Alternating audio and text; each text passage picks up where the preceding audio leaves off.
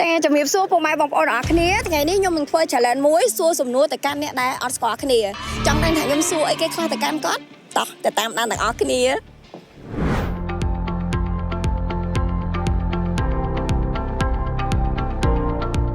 សួស្ដីបងចាសួស្ដីចាសុំសួរមួយបានទេបងបានតា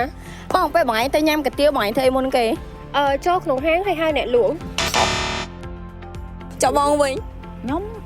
ហៅអ្នកលក់ឲ្យកំងខុសអរគុណបងបាយបងជំរាបសួរបងបងខ្ញុំសុំសួរសំណួរមួយបានទេបង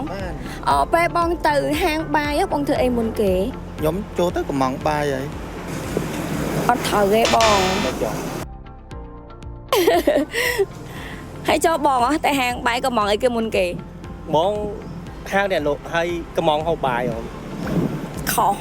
អរគុណច្រើនបងអត់ត្រូវទេ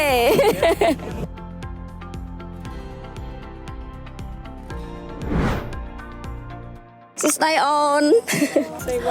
បងសុំសួរមួយបានទេចាបានតាបងពេលអណៃទៅហាងកាទៀវអណៃចូលទៅក្នុងហាងអណៃធ្វើអីមុនគេចូលទៅអង្គុយឲ្យកំងខុសចន់ហើយអ្នកលក់កំងកាហ្វេខុសអរគុណអូនបាយសួស្ដីបងបាទសួស្ដីបងចាសុំសួរសំណួរមួយបានទេបងបាទពេលបងចូលហាងកាហ្វេបងធ្វើអីមុនគេហើយអ្នកលក់មកកំងកាហ្វេអត់ត្រូវទេចុះបងវិញរកកន្លែងអង្គុយបង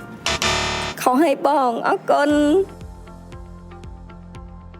សួស្ដីបងប្អូនទាំងអស់គ្នាឥឡូវហ្នឹងគឺខ្ញុំបានមកដល់ព្រៃឯងហើយឥឡូវខ្ញុំនឹងទៅសួរមើលអ្នកនៅខាងក្នុងហាងមានលេខខ្លួនព្រៃឯងថាគាត់ឆ្លើយសំណួរខ្ញុំត្រូវអត់តោះជំរាបសួរបងបានមីសួរបងខ្ញុំសុំសួរសំណួរមួយបានទេបានតាពេលបងមកមានលេខខ្លួនព្រៃឯងបងធ្វើអីមុនគេស្កេនមាននៅចំបៃប៉ោះនេះ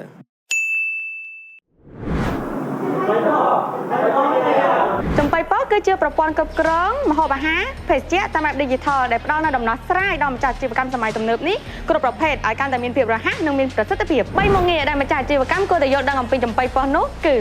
មុខងារទី1គ្រប់គ្រងការបញ្ជាទិញឲ្យកាន់តែមានភាពងាយស្រួលដោយលោកអ្នកអាចធ្វើការកម្មង់អាហារភេសជ្ជៈបានច្រើនក្នុងពេលតែមួយតាមរយៈ QR code ដោយមិនចាំបាច់ឈរតម្រង់ជួរមុខងារទី2ការគ្រប់គ្រងស្តុកហើយរាល់ការបញ្ជាទិញលោកអ្នកនឹងអាចឃើញព័ត៌មាននៅលើអេក្រង់ចំបៃប៉ោះម្យ៉ាងវិញទៀតលោកអ្នកក៏អាចគ្រប់គ្រងតុកទំនេរ